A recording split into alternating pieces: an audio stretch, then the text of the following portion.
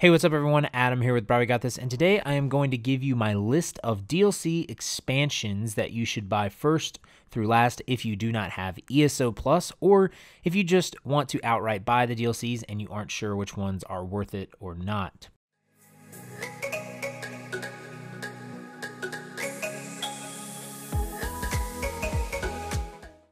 Before we get started, I do want to mention if you want to watch me play live, you can watch on twitch.tv/brahwegotthis on Monday, Tuesday, and Thursday at 8 p.m. Eastern Standard Time. You can also join our growing community in the Discord and our guilds.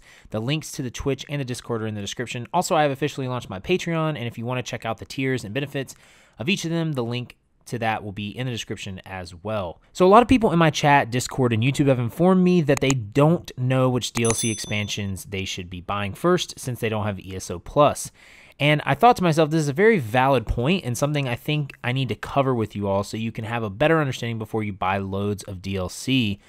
And again, I want to say that this video can apply to you even if you have ESO Plus, because you may cancel it and want to buy individual DLCs outright eventually. But just a quick breakdown of what ESO Plus gives you so everyone can understand. ESO Plus gives you many benefits like the craft bag, added bank space, crowns every month, and much more. But one of the biggest things it also gives you access to is all the DLCs as long as you are subscribed.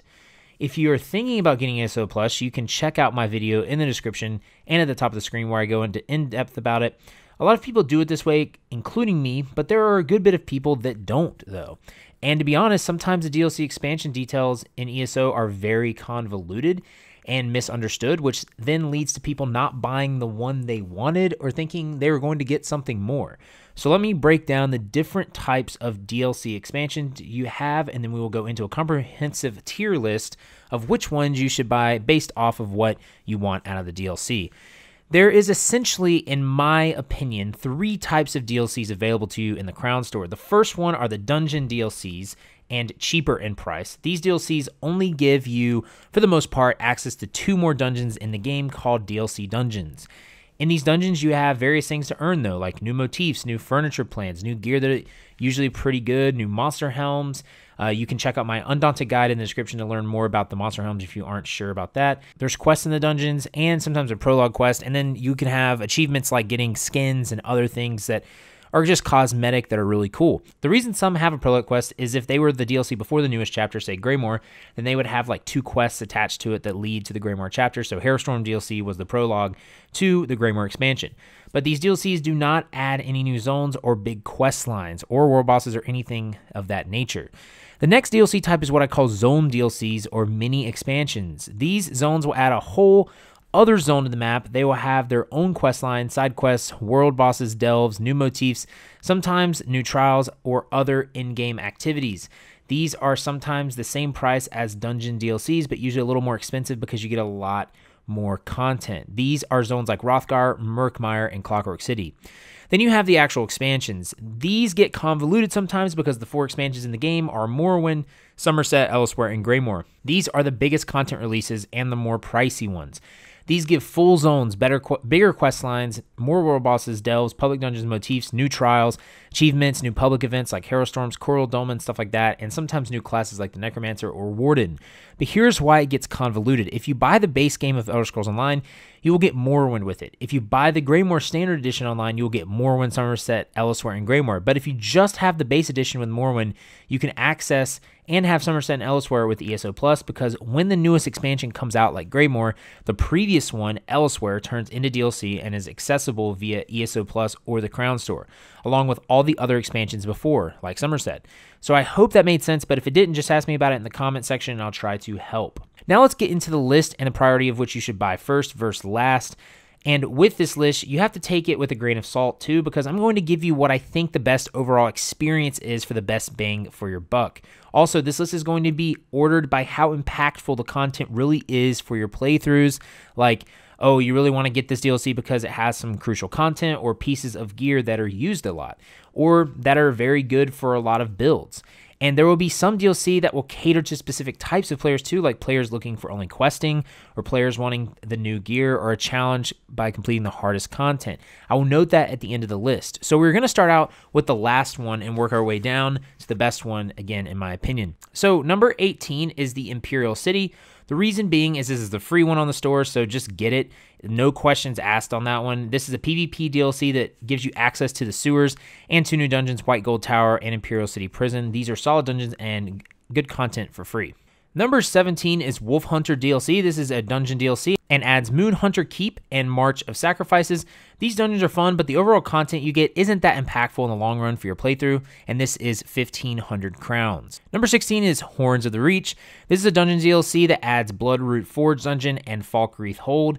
These again are very fun dungeons, and I would just say every single DLC dungeon is extremely fun for a player that wants a challenge, so just keep that in mind. But again, you only get 2 dungeons with this, and the sets are interesting, but nothing insane. I will say that the Earthgore monster set, though, from Bloodroot is really good, and that is the one to take from this. But again, there are better DLCs out there for your money, and this again is 1,500 crowns. Number 15 is Shadows of the Hist dungeon DLC. This adds Cradle of Shadows and Ruins of Mazatun dungeons. Again, these dungeons are fun and challenging, but is only 2 dungeons. You get new motifs, achievements, and other cosmetics as well.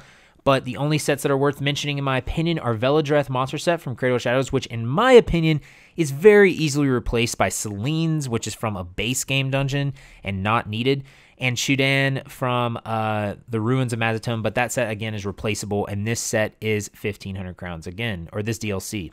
Number 14 is Scalebreaker dungeon DLC. This adds Lair of Marsalok and Moongrave Fane as the dungeons, the DLC dungeons for you guys. This again has the cosmetics and achievements you can get, plus other goodies from the dungeons, and it also has new sets and monster sets. Hollow Fang is a nice healer set from the Moongrave Fane, but besides that, you have Zens and a Zerblight Reaper from Lair Marsalok that are solid, but again, they aren't necessary by no means. Again, if you have been in a lot of my Twitch streams, you might say I have a chip against Lair Marsalok because I can't get a piece of Zerblight from there, but I really don't. I just think this ranks a little lower on my priority list of DLCs. And again, this is 1,500 crowns. Number 13 is the Dragon Bones DLC. This adds Fang Lair and Scale Collar. This has some cool personalities you can earn and cosmetics like motifs and all. But again, the dungeons add 2 sets to note, one of which is bugged out sometimes, and that is the monster set Zon from Scale Collar. For me, it still bugs out and doesn't even proc sometimes. Zon is like in every in-game Magicka build, but it's very replaceable in my opinion. And Jorvold set from Scale Collar is another good set as well, and this is 1,500 crowns. Number 12 is Harrowstorm DLC, Dungeon DLC and Prologue. This adds Ice Reach and Unhallowed Grave dungeons. These add new cosmetics like motifs, achievements, and other things, as well as adding some pretty cool new sets with Aegis Caller, Grave Guardian from Unhallowed Grave, and Mother Cianate monster set from Ice Reach. A solid dungeon DLC with very fun dungeons in my opinion and cool mechanics. And again, it has the prologue quest, and this is 1,500 crowns. Number 11 is Murkmire Zone DLC or mini expansion. Although this adds new quest lines and world bosses and delves, the biggest thing it adds is Black Rose Prison Arena, which is a 4-man challenging content that adds some solid in-game weapons that people use in their builds. Again, it adds motifs, achievements, and all the other good stuff, but in my opinion, it's one of the smaller zone DLCs you can get for your money, so I would say it's one of the least priority for me when it comes to the mini zone DLCs, and this is 2,000 crowns. Number 10 is Dragonhold Zone DLC or mini expansion. It has a continued story from elsewhere. It has new sets, motifs, cosmetics like dyes and titles, and new world bosses, delves, and more dragons, which is really, really cool and very fun. It's got a decent amount of content for the price. It, however, doesn't really add any, dungeons or trials as well. So I think it fits nicely at the number 10 spot. And again, it's only 2,000 crowns, so it's 20 bucks. That's a solid price for getting a completely other zone and some really cool cosmetics. So it's a solid number 10. Number 9 is Wrathstone DLC, Dungeon DLC. This adds Frost Vault and this adds Depths of Malatar dungeons. I think these dungeons are some of the most interesting, challenging dungeons in the game and well worth 1,500 crowns, and they're just so cool to do. Very, very cool dungeons. It adds some solid sets as well, like Tzgvins. I don't know how to say that. I'm really sorry. That's terrible, but it's like Tzgvins, Warband in Frostvault, Icy Conjurer, and it adds Stonekeeper in monster set in Frostvault. And then in Depths of Malatar, you've got Symphony of Blades monster set, which is also a very good monster set for healers and tanks. This again is 1,500 crowns. Number 8 is the Dark Brotherhood Zone DLC. This is a classic thing for old Elder Scrolls fans. This adds a new zone, new skill line, new quests, and a fan favorite, like I said. You can always do contracts and all sorts of fun things in the Dark Brotherhood. It has new world bosses, delves, a new personality, and much more. This is a solid standalone DLC, and wait until the end where the list you get a better deal for this, but this is 2,000 crowns, and this is for anyone who just loves the Dark Brotherhood. I'm telling you, this is a solid DLC. Number 7 is the Thieves Guild, another classic guild from the Elder Scrolls lore, and this adds another new zone as well. This adds a new skill line, new quests with the Thieves Guild. You get a new trial called Mauve Lorcage, which is a very fun and challenging trial with lots of cool cosmetics, skins, motifs, achievements, and plus some great sets that they have in there. This is an iconic guild in the Elder Scrolls lore, like I said, and many people like this DLC. And again, it's a very, very cool zone.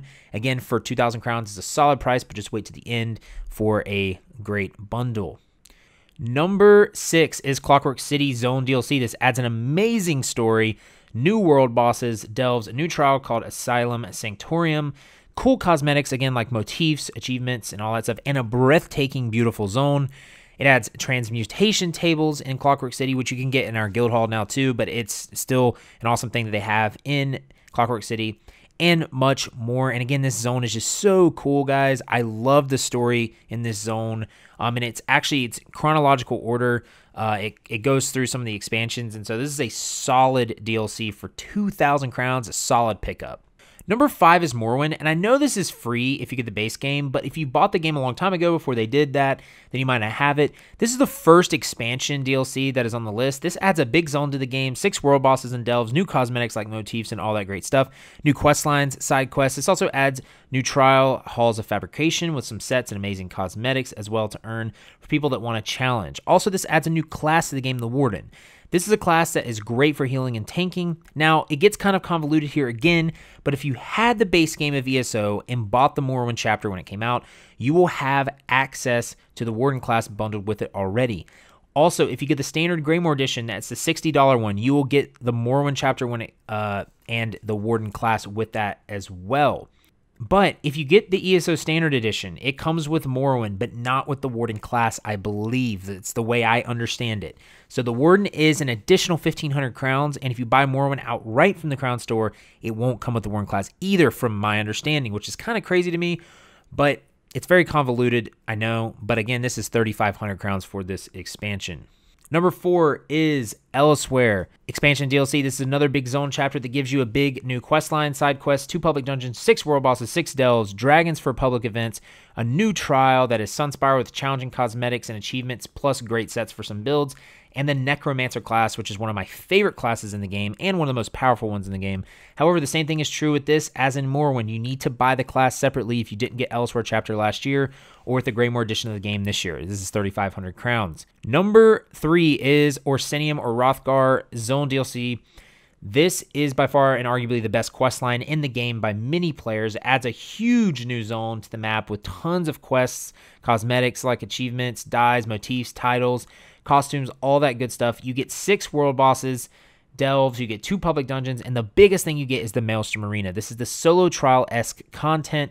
Now you only need to do the normal to get some of the best in-slot weapons in the game. The arena on Vet, though, is very fun and challenging and gives you perfected versions of these weapons and provides you cosmetics and leaderboards as well. This is 3,000 crowns. Number 2 is Somerset Expansion DLC. This gives you a slew of things.